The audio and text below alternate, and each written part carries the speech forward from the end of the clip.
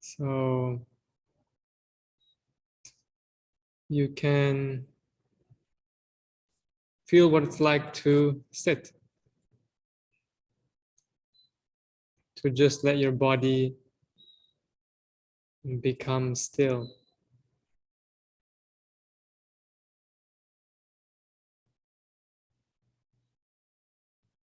And we can already notice just what allowing the body to come into stillness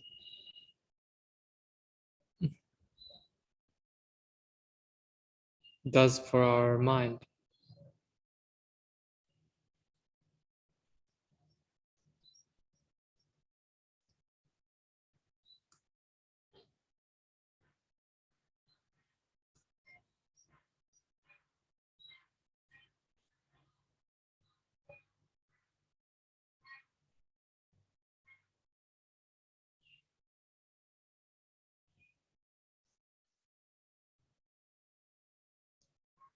And we just let ourselves be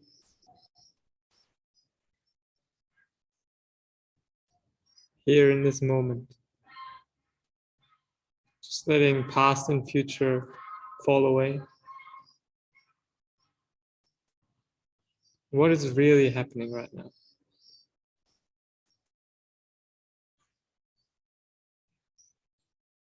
Your sensory experience of the world, the experience of your senses.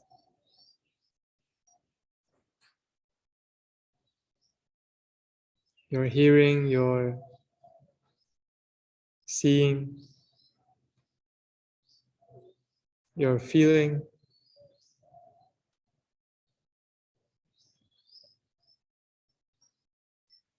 even your thoughts.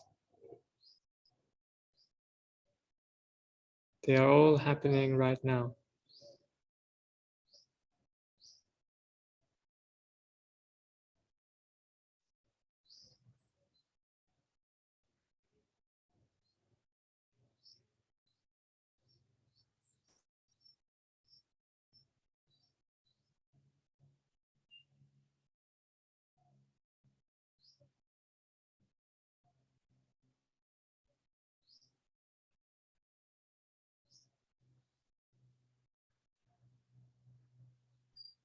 So we are just aware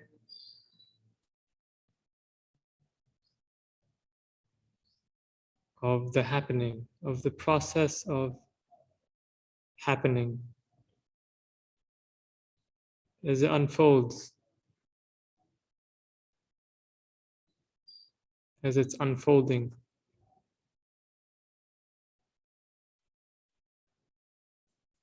Continuously.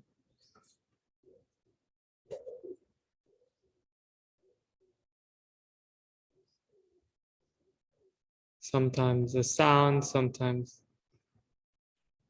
feeling in the body, sometimes a narrative in the mind.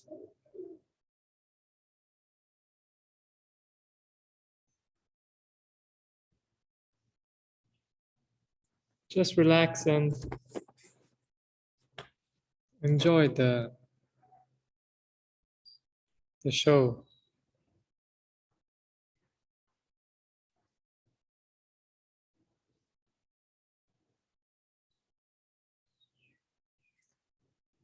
There's absolutely no need to create anything, to maintain anything, to change anything, to solve anything. There is no need.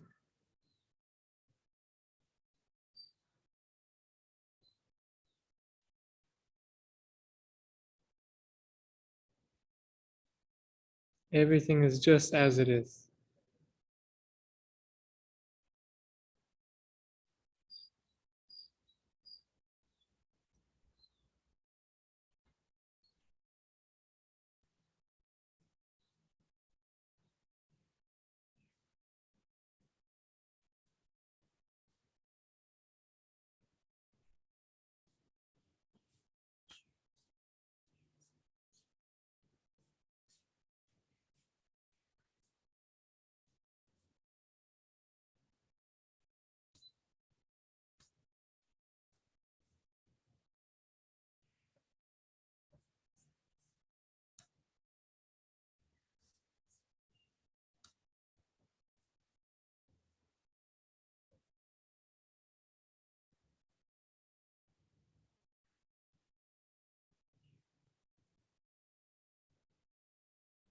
keep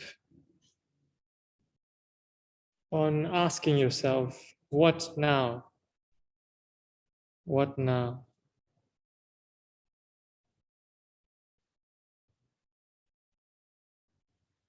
What now? If you really look closely,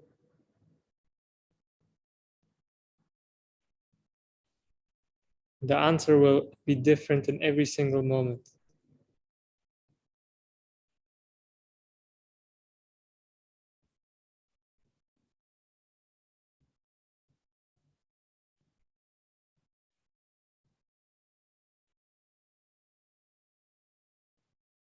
The only thing that stays constant is our ideas of things.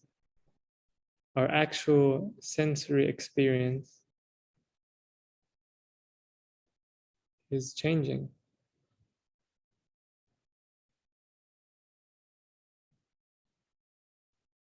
For example, your body feels that this body is pretty solid. This is my body. But look closely at what your body is, or how you are experiencing your body.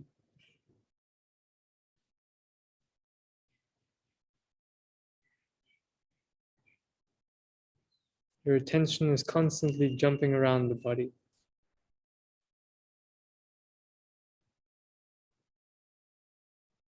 One moment you notice the feeling of a leg, the next it's your finger. Even if you try to remain in one spot,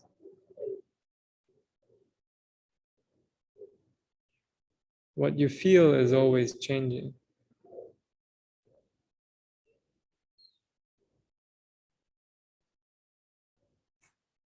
This fixed thing that we call our body is actually just a constant flow of changing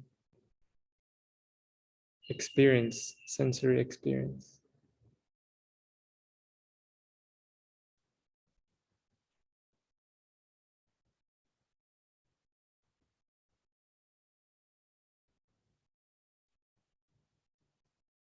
So as you meditate, as you continue for the next few days,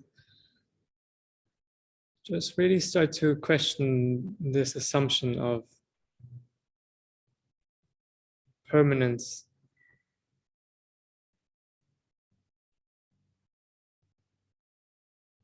from your direct experience.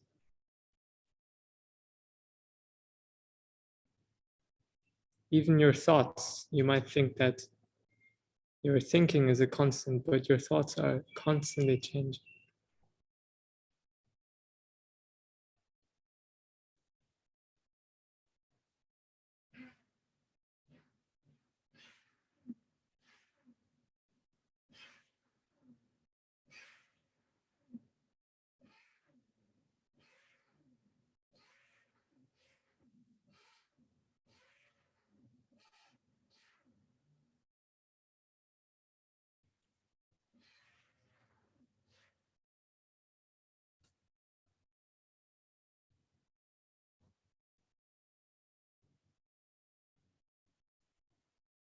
A nice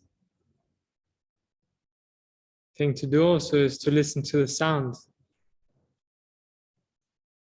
When we're not really paying attention, it just seems like there are sounds going on and it feels like there's a constant soundscape. But when we really notice the sounds, they are always shifting, always changing.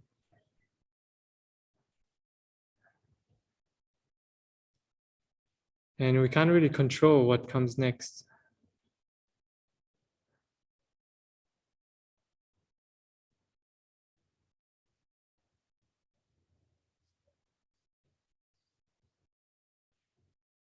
Can you control what sound you notice next?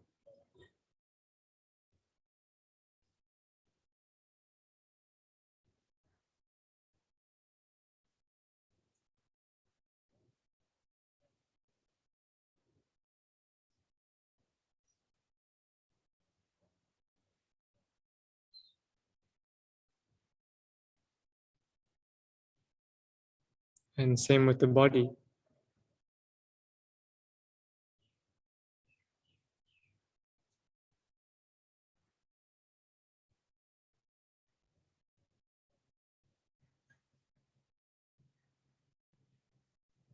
Okay. And then you can open your eyes again.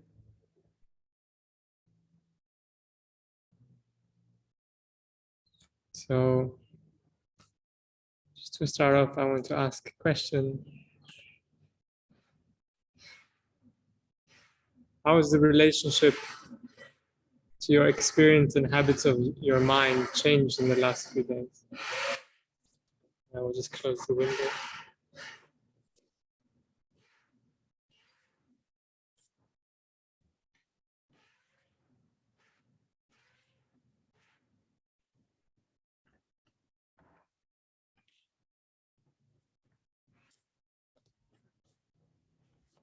So you can write in the chat. How is the relationship to your experience and habits of your mind changed? Have you noticed any shifts in the way you relate to your thoughts, your emotions, the things that happen in life? And if you haven't noticed any change, you can also write that. I see no change.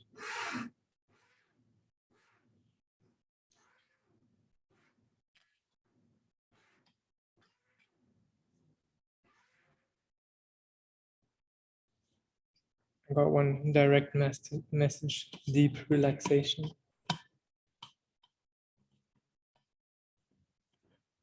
There you go.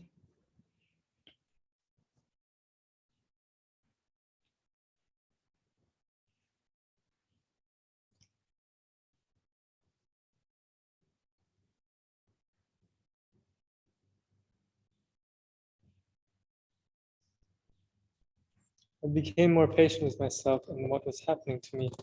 Noticed that I tolerated discomfort, fear, and anxiety better. I'm aware of how often I tell white lies.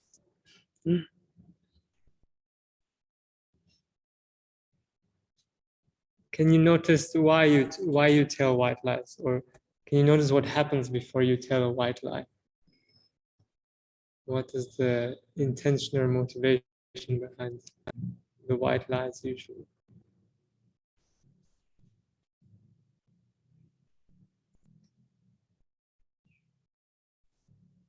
Peace of mind and awareness of subconscious coping mechanisms. Excellent.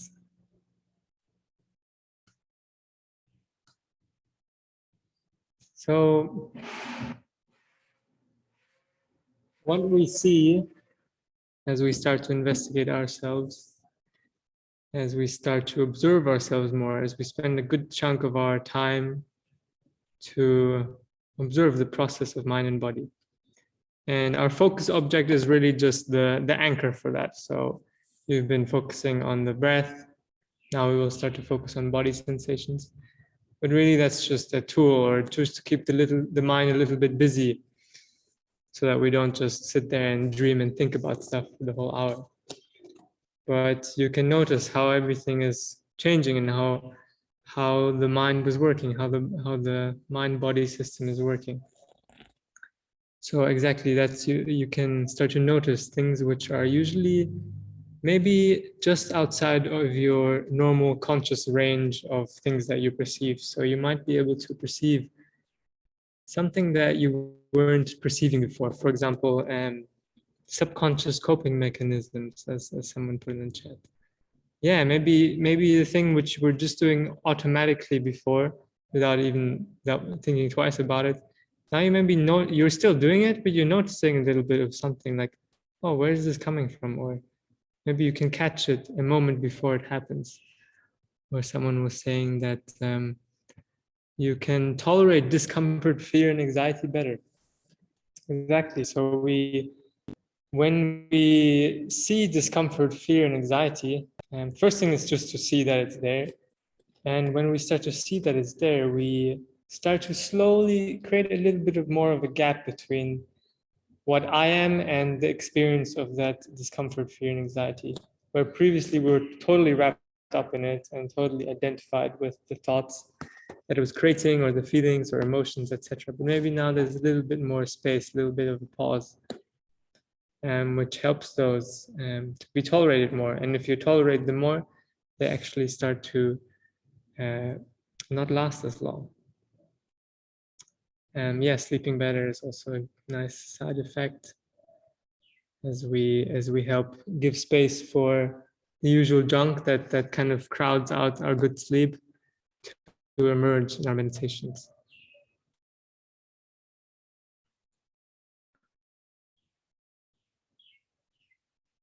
Not so interested in social media anymore. Yeah, maybe the things that previously always caught your desire, always caught your attention, or the things that maybe were not so healthy, like going on your phone, unhealthy eating patterns, they start to somehow just seem a little bit less appealing. Like we don't have to force ourselves to stop doing those things completely, but somehow with more awareness of ourselves, of our mind, our body, those things start to have less grip on us. So the first and most important lesson that we learn when we start practicing this type of mindfulness meditation is we start to distinguish between what our mind is and what our body is. Previously, everything is kind of convoluted and we take mind and body as one thing. But the more we practice and the deeper we realize, actually, there's always mind happening, thoughts, emotions, recognition, memory, etc. And then there's some experience of the body happening. And by body, I also mean the other senses. So it can be the sensations, it can be the hearing, it can be tasting, it can be seeing. So there's always really our body, which is kind of being more contacted by the outside world and giving us sensory input.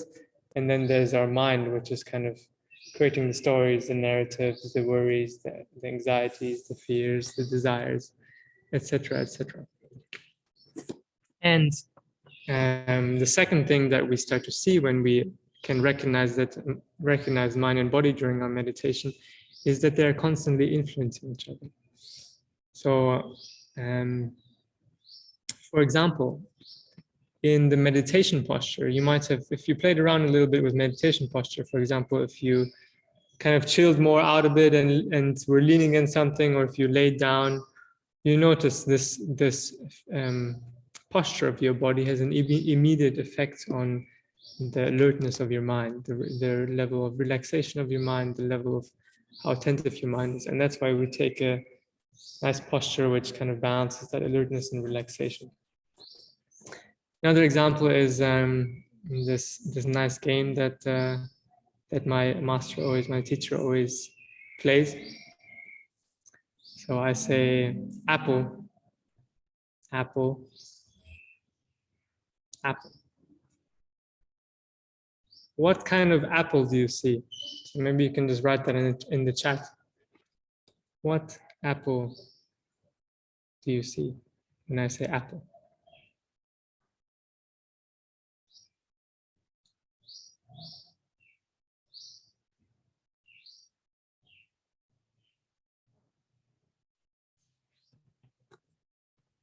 What apple do you associate with apple?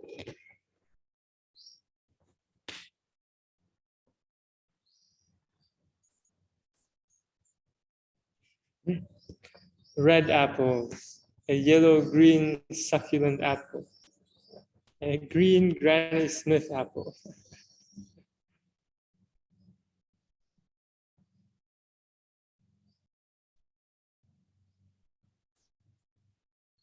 So immediately, all of you had some kind of association in the mind. Some of you, it was a red apple, some of you, green apple. Some of you might have pictured the Apple logo, Apple iPhone. Whatever the association was, doesn't really matter. But what this is getting you to see is that the sound contacts your eardrums, so your body hears it. That sensory information is immediately recognized and classified, and your mind goes through all the different options of what I could mean by apple and presents what your mind thinks is the most likely option, which may be the red apple, the green apple, or the Apple logo, and presents an image. So your thoughts are actually made from images and sounds and feelings.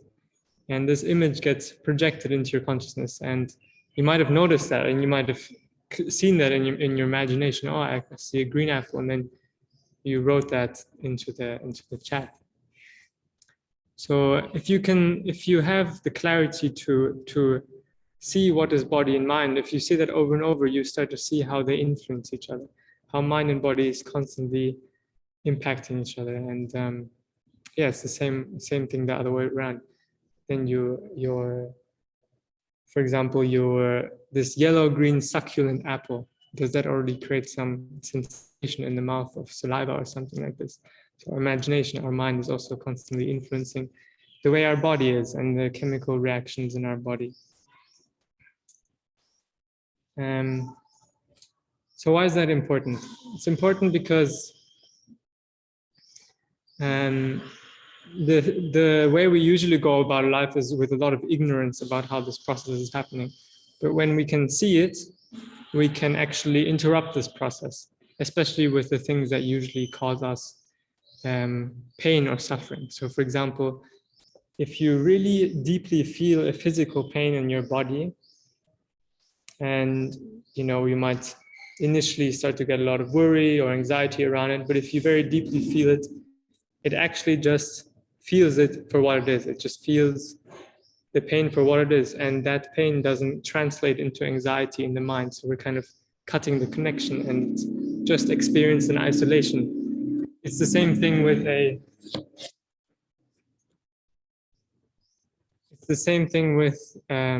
the mind. So when we have an anxious thought or something, usually that immediately triggers a chemical reaction in the body of anxiety, and we start to feel nervous. Our nervous system goes more into fight or flight mode, etc., etc. But if we can just observe this thought for what it is, this is made from some voice speaking inside my head. We just experience it for isolation, and if we really truly experience something, it just evaporates immediately.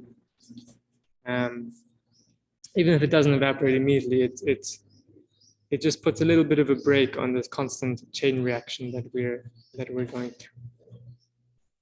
Kerry says that I always thought the mind is the same as the body.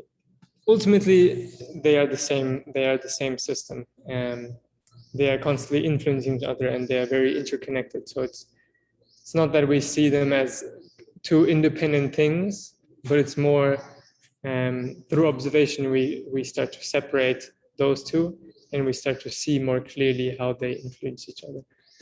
So it's it's about kind of deconstructing our experience a little bit. But I'll talk about that in a second. Okay. So Vipassana, how does this all fit into the context of Vipassana?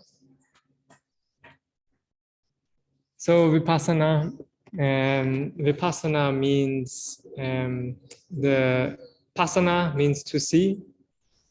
So this is from Pali, and V, the prefix V, means special or through. So seeing through or seeing in a special way, or that's why it's called insight meditation, because you're seeing in, you're seeing deeply, you're penetrating what you're seeing very, very deeply. So now these days it's also called mindfulness meditation. Mindfulness is kind of the tool that we use. So sati, which means mindfulness. So anapanasati is mindfulness of respiration, and sati is what we use in Vipassana. So this is mindfulness. And mindfulness is basically a way in which we investigate our experience. So rather than taking our experience for granted, we, from a first-person perspective, from a subjective experience perspective, we start to investigate and tease apart our experience. The things that we usually take as solidified, obvious assumptions, we start to tease apart. So for example, our chunk of our experience, which is happening in every moment, we start to tease apart, this is mind, this is body. And then we start to tease apart further. Okay, these are sounds, these are sight, this is sensation. And in the mind also, okay, this is worrying, this is planning, this is liking, this is disliking, and we tease apart. We kind of deconstruct our sensory experience. So we're kind of dissecting or dividing, and we're trying to see clearly what's happening. We're trying to disentangle our experience. And this was really the great discovery of the Buddha, the man who's here depicted behind me in a very elaborate way. But this guy was basically nowadays he's worshipped a lot in a religious way, but I'm sure that wasn't his intention in the beginning, because the Buddha was basically a guy like you and me, and I like to think of him as a scientist. He's really like a scientist of the mind. So rather than a scientist of doing experiments on the outside world, putting different things together, he's much more a scientist of his inner world. So he's trying to investigate very deeply what is happening inside him, inside his sensory experience. What is the root cause of suffering or of unhappiness, or of dissatisfaction, or why can't I be permanently happy, unconditionally happy all the time? What is this thing inside of us? And he basically found that when he disentangles experience down to its bare components, finds that all the root cause of suffering is basically our reaction, our craving and our aversion, our grasping, our pushing away of unpleasant things, our craving and grasping after what's pleasant. And so what we want to do in Vipassana meditation is we want to dissect and see our experience clearly. So this is the awareness piece, where we start to see all our normally subconscious reactions and deeply unconscious things. And we want to build equanimity. We want to build a sense of acceptance towards everything. So this is, exactly. So this is here a little bit of Sonny, is the question, can you hold the question until the end of the class when we go to Q&A, or is it something that, just remember that. Maybe I'll answer it in the process. So this is usually how our experience looks like. It's kind of a mess. And we are constantly believing in our ideas, our thoughts, our stories, and that just creates usually a lot more mess. And we're trying to be happy inside this mess. And we have no idea what's really going on here from moment to moment in our sensory experience. We have our thoughts, our ideas about it, like, okay, scientists say that this and this, or this is how my brain works. But from a direct experience perspective, we have no idea what's actually happening. So we want to tease it apart, we want to deconstruct it, we want to dissect and divide it. And what we see when we start to do that, we see that, okay, actually, my experience, or the reason that I create,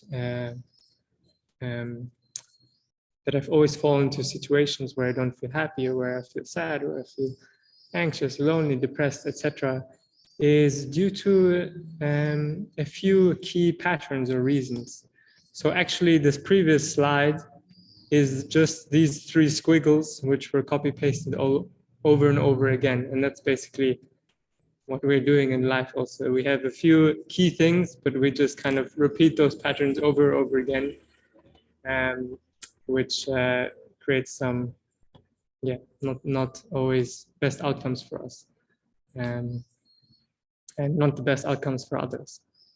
So when we start to disentangle things, we start to see that, and then we can deal with those things individually.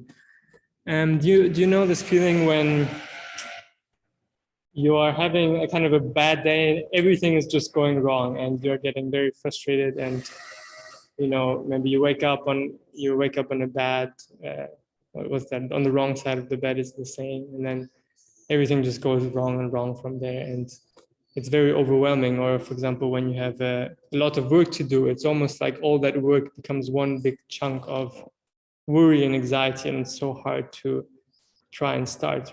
But what we do is, in Vipassana, we just kind of tease that big chunk of worry and anxiety apart, and start to deal with the things individually. Okay, this is this, I can deal with this. Okay, this is this, I can deal with this I can deal with this, etc.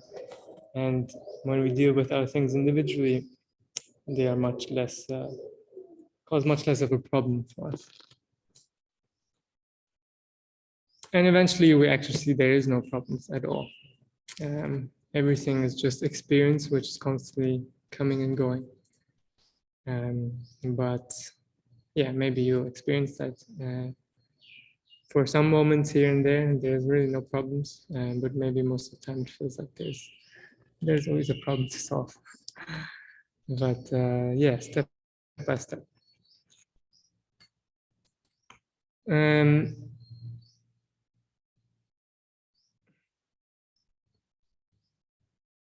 So we need to gather more experience. That's why we meditate. That's why we sit down with ourselves, because we need to collect data, essentially. We are like scientists of our sensory experience. And because because all our life we're spent running around and doing things on the outside and fixing things on the outside, we barely pay attention to our inside world. So when we sit down, we are gathering data, we're gathering experience and trying to see into the truth of what's happening. And over time, that puts more accurate information into the way that we make decisions, and our mind-body system automatically makes better decisions based on that data. So if you're really practicing mindfulness properly, you'll find that you'll just become happier. You'll be, for me, I found like every year seems to become better. And sometimes I have like no really idea why. Like, okay, things on the outside, well, okay, things are going pretty good, but I feel inside subjectively just more fulfilled, even if things on the outside seem the same or even worse. Like actually, for example, like I used to work in finance, 2 years ago, and I think I was making like 10 times. Like now I'm barely making any money, just some from donations, which is helping me live in time. Before working in finance, I think I used to earn 10 times more and had like many more things and stuff that I could do, and etc. But I find myself much more fulfilled and happy now. So you just get to know yourself better, and you can make better decisions about what's right for you. So that doesn't mean we all have to become monks or give up money or etc. It's much more about being who you are, understanding who you are at a very deep level, and so you can align all your decisions, all the way you act, the way you treat people, the way you treat yourself, to become happier.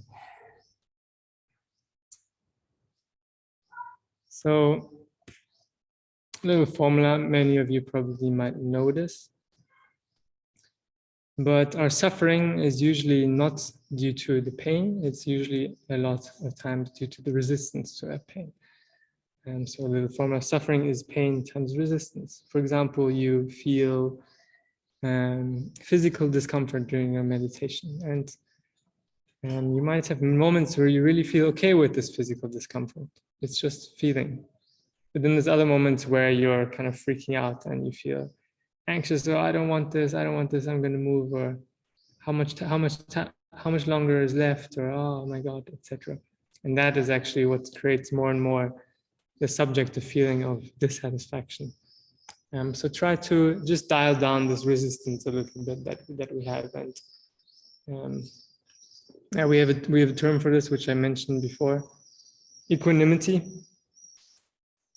So this technique of Vipassana is basically from these two pillars, awareness and equanimity. So awareness, investigating deeper, looking deeper. Awareness is a bit like I like to use the analogy of a camera. So it's almost like we're using a camera to dissect our body sensations and start to see in higher resolution. We start to see in higher frames per second. So we start to experience more and more sensations as we do that.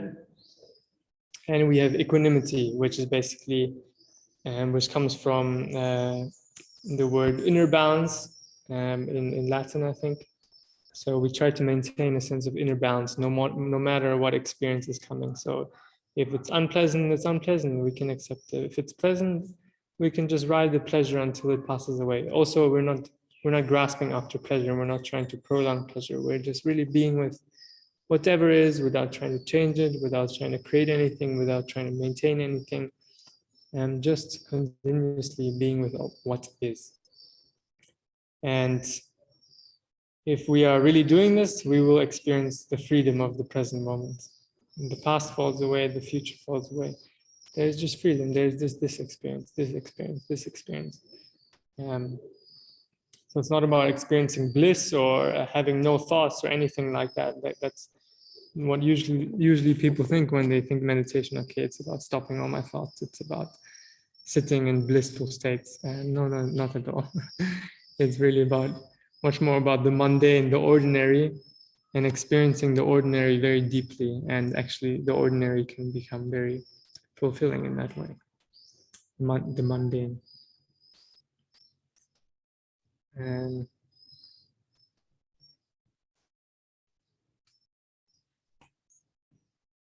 so another way to express all of this is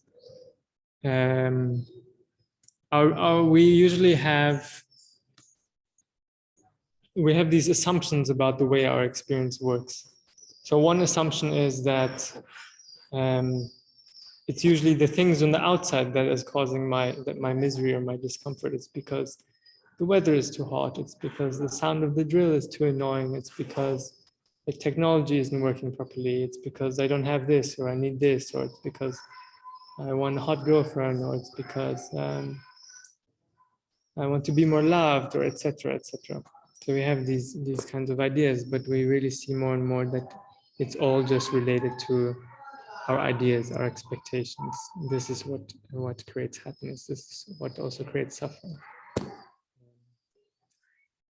This is what the Buddha calls ignorance or delusion. And what we're doing in Vipassana meditation, we're replacing ignorance, or replacing wrong assumptions with wisdom, with insight, with kind of another way. If you are into like engineering or maths or something, it's kind of like we're updating our models that we have in our head about how the way things work.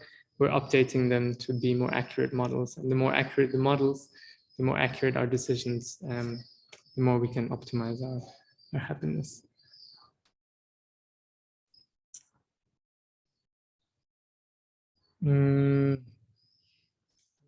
Okay.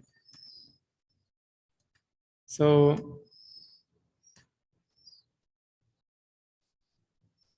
this is so the reason we do body scanning is because the sensations in our body is what we feel usually the most reaction to. Like the things we see usually create some thoughts in our head, and those thoughts create some reaction in our nervous system. And so, for example, when you feel anxiety or something, you can feel that very intensely, very obviously in the body. And maybe notice when you feel anger or anxiety, there's some feeling in the body, there's some contracting, there's some tightening, there's some sweating, there's some uncomfortable feelings which happen in the body. And the same thing with pleasure. Pleasure is usually more expansive, more relaxed. So everything is happening on our bodies. Our body is kind of like the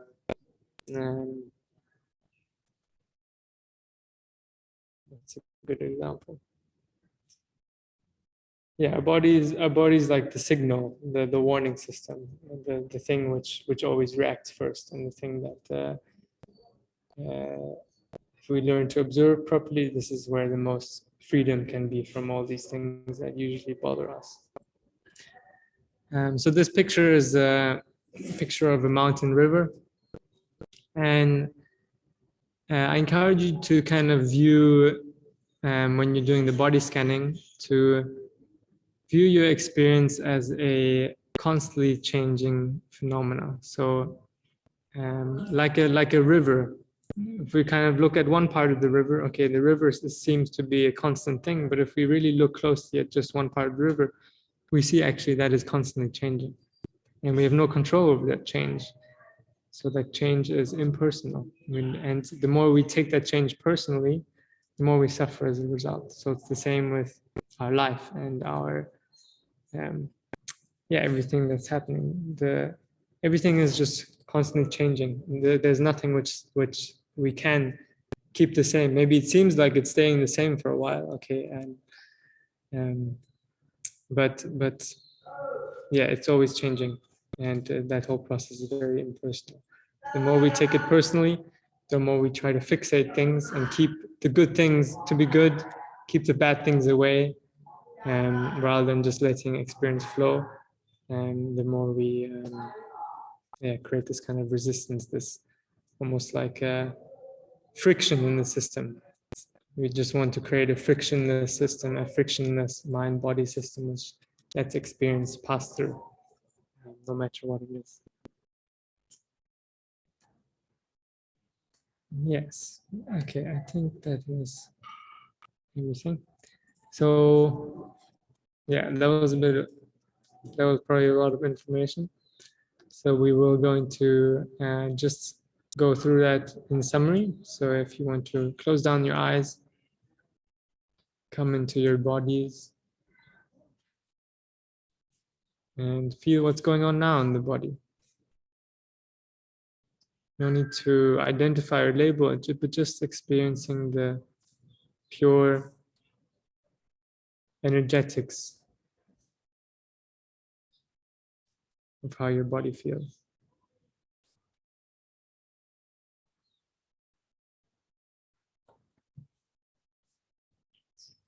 So today we went through the link between body and mind, and seeing the body and mind, starting to see the body mind as two systems which are constantly influencing each other. And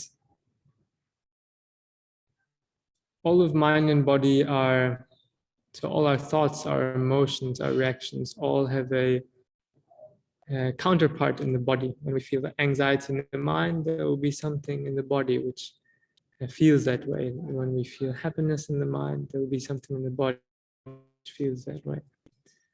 So there's always a somatic experience or feeling. And what we're practicing in Vipassana meditation, Vipassana meaning to see clearly, to see through, or to have a special kind of seeing, special kind of observation, is that we can start to disentangle or investigate our experience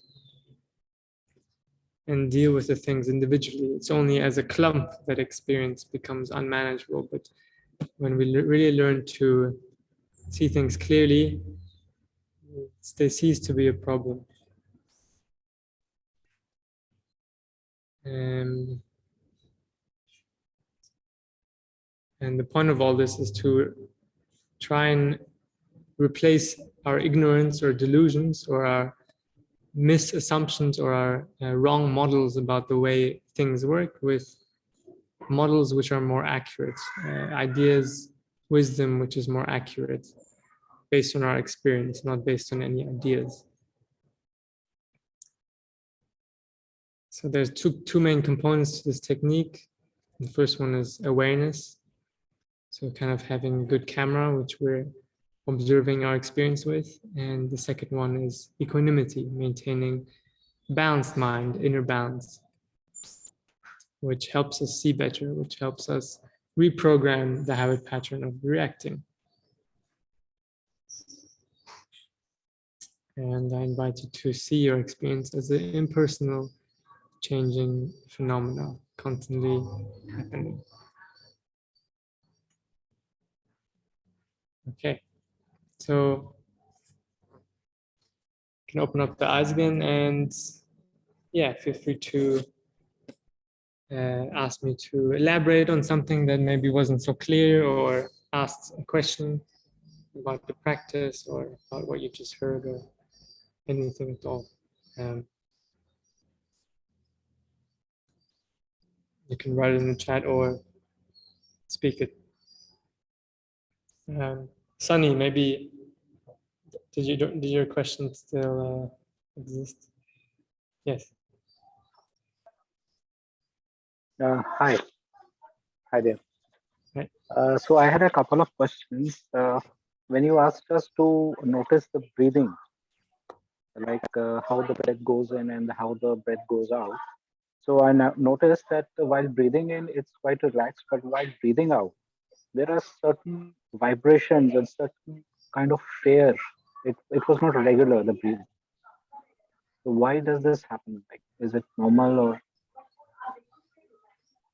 So when you were exhaling, Yes, the breath exhaling. While feels while I'm inhaling, so it's quite normal and steady. But while I'm exhaling, so there's a light shiver in the breath. It's like shivering is there. So slight fear is there. fear. Yes, that is what I Where do you noticed. feel that fear? I don't. It's not regular. It's like it goes out with some stops like that. But while breathing, it's like normal.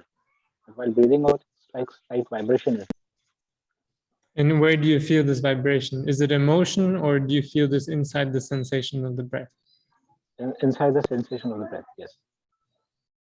And because you said fear, Yes. does this make you feel afraid or anxious? Or why Yes. do you say fear? I had actually taken class with my psychologist last year. So he also said that there are some fears regarding your childhood issues, like you fear to talk, speak to people. So that fear generates from there. Some childhood fear is there. So I don't know, but it reflects in my breathing also. So Yeah. will So this? How does this help me to like remove this? yeah. So the key piece here is equanimity. So you will experience the habit pattern of your mind when you're meditating. So whatever the habit pattern of your mind, your emotions, etc., is. So for some people more fear, for some people more anger, for some people more greed, whatever it is, will come up in meditations. And the key thing is to try to intend to equanimity, to try to intend towards accepting and welcoming that experience. We don't have to push that experience away. It's actually pushing the experience away, which can make it worse and kind of build it, and we're kind of Yeah. fighting it, Yeah. which creates more. Mhm. But if we learn how to slowly accept and kind of soften and welcome it and allow it to be there, oh, there's some fear there, it's okay, just feel, and notice that it changes. It's not constant the whole time, but sometimes it's a little bit more, sometimes a little less, and it's changing. Yeah. Uh, And there was one more question. Uh, when I'm meditating, like when I'm in the meditation, so what happens is like a thought will come suddenly from nowhere, which is not related to any of my breathing or smell or vision, and it's not related to anything. So how? Why does that happen? Like a thought will come like it's like 20 years back thought sometimes. Why does that happen? I don't understand. Which is not related to my current situation or experience or anything. wait, could you repeat that? Sorry. Uh, like you said, while meditating, you have to concentrate on the thought, and sometimes some thoughts come in, and you have to come back to the breathing again. But those thoughts, they are not related to my present condition. They are like out of nowhere, which I have not even thought of in like 10 years time. So why does that thought Yeah, come in? yeah. It's not related to my like Why is it? while breathing. If there is some smell, so it relates to something. It's not related to me in any way. So why does that thought come in? Yeah, yeah. Yeah, that happens all the time. Like especially we meditate a little bit more. We go deeper into seeing the subconscious layers, the things which are Maybe usually okay. not Yeah. available to our conscious, and we start to see more unusual things. We start to see thoughts which we haven't thought in a while, or Yes. thoughts Yes. about Yes. seemingly random things, or maybe there's some memories which you didn't think about in a long time, or something like this, or there's some random planning about something which is like way in the future, or maybe there's some argument which you had like ages ago, and then you remember, Exactly. oh, Yes. I this and this I could say, or whatever, and just kind of like, what, where is this coming from? Yeah. And so this is good. This is like seeing that yeah, it's kind of, we're digging up more layers, Mm-hmm. Uh-huh. and we can just the only thing we just do is just notice them and then come back to whatever we're doing. So now we're starting to do the body scan. Just notice these there and then come back. No need to dwell in them, no need to analyze them, no need to push them away, no need to want to explore them more. Just kind of the same thing, equanimity. So just acceptance and equanimity, and then they start to lose their power and they pass away. And then something else comes. So we're kind of collecting experience. This is collecting experience. This is seeing the truth of how things are working. And today morning, when you said that we will be doing the Vipassana thing, so I was not able to feel much, like the portions that you said, especially on the head, the back. So I was not able to feel much. Yeah, it's that can be normal in the beginning. When we first start scanning, the awareness is not so sharp yet. We cannot pick up so much sensation yet. So in that case, when there's something, when there's areas where you can't feel anything, try to feel something very obvious. So for example, now you are sitting on a chair. So if you're kind of scanning your back or something, you can just feel the touch of the chair on your butt and in your back, or your legs, the touch of the floor on the legs. And we kind of start from these more obvious sensations, or maybe you can feel like the cloth on your on your skin, etc. And start from there, and then feel more kind of like organically what else is there. So we just, but it's a process. So this will change over time. We start to become more subtle, more aware. If you ever really can't feel anything, you can just come back to the breath for a little while, and more. The breath helps us kind of sharpen up our concentration again, our clarity, because the breath is more obvious. Okay. And then once we settle down a bit more, we can again go back to the body. Thank you. That was very helpful. Thank you for the question. Hema is asking, how many times should we do body scanning for an hour? Should we keep repeating? Yes, you should just keep moving your attention. It doesn't matter how many times. Sometimes it's more, sometimes it's less. The most important thing is to feel, just to keep feeling really what is there. So don't make it into a game of, okay, I need to scan my body 10 times up and down and that's the meditation done. No, the point is to feel our bodies and to feel what's there and to develop sensitivity and to develop our equanimity. And so even if you don't feel anything, don't get upset at this. And getting upset would be going out of equanimity. So always, sometimes there's no equanimity, sometimes there's no awareness, but equanimity, you're accepting the fact that there's nothing there. That's okay. Sometimes awareness gets higher, equanimity gets a bit lower, and try to again just accept, even accept the non-equanimity. So if you feel, oh, I'm judging or I'm guilty or I'm disliking or something, just accept that. It's okay. And over time it starts to bother you less.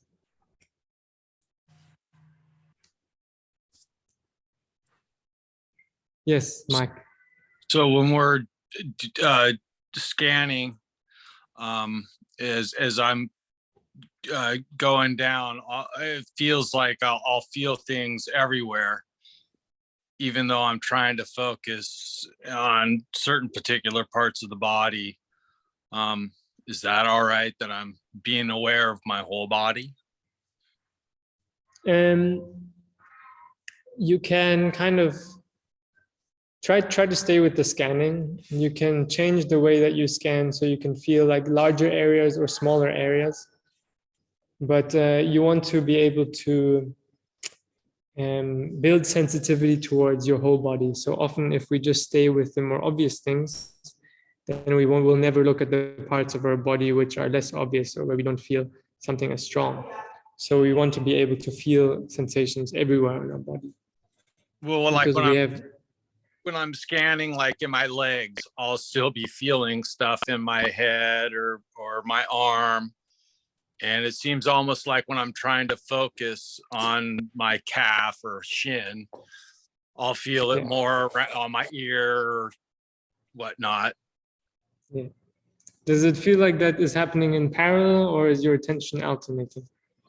In parallel, like when I'm trying to focus elsewhere, I'm feeling it here and there. Like after I've scanned through this area and I'm down in my lower extremities, I'll feel different things happening. Yeah. I'm trying to focus elsewhere. Yeah. Try to ignore. So don't jump your scan. So when you're scanning down your calf, for example, and you feel something here, just notice that that's going on, but try to maintain where you're scanning. So try to continue to be with the leg, and then like, okay, I'll get to you when it's time, or I'll get to you when I scan there. And then sometimes your attention will get dragged there for a bit, and like, okay, no, I'm here. Okay, continue, and you'll get to it. So, but yeah, I mean that's okay. That's at least better than getting lost in thought. But yeah, try to stay with the scan and where you are.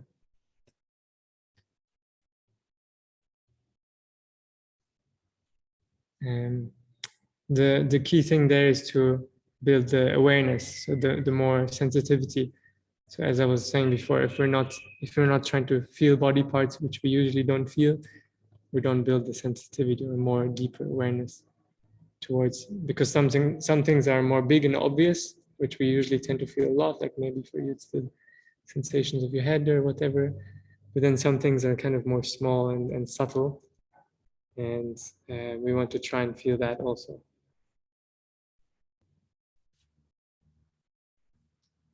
Okay.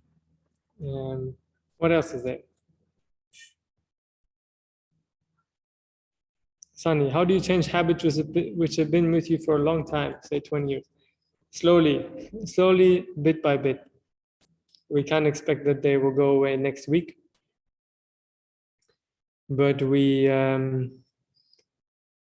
can.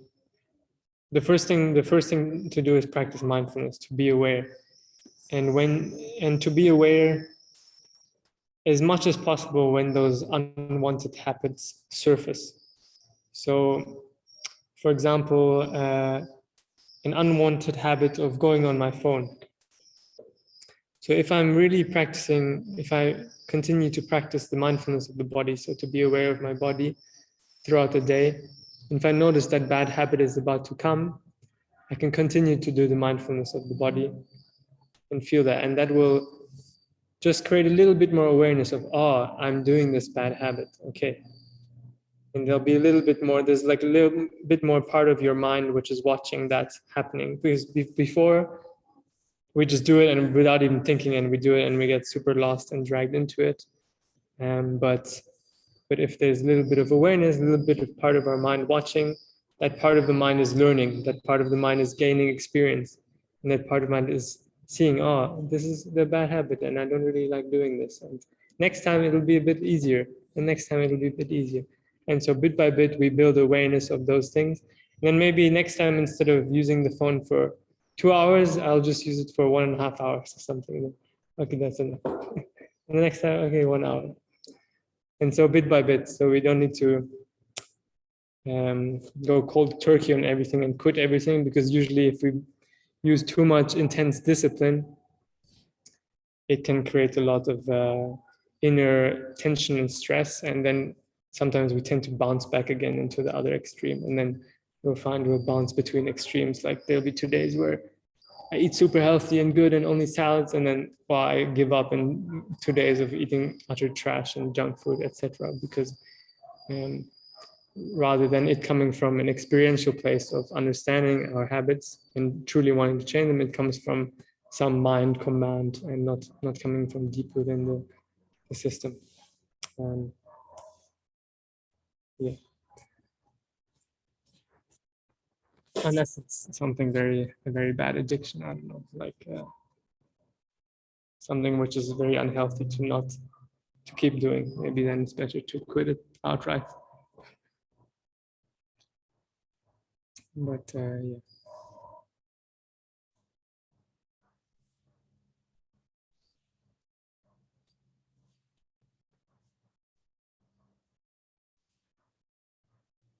Was there anything from the lecture that was unclear to anyone that you want a little bit more elaboration, or everything's okay?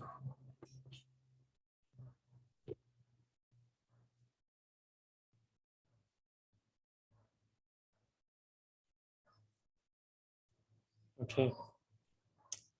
So thank you very much, everyone, for joining today.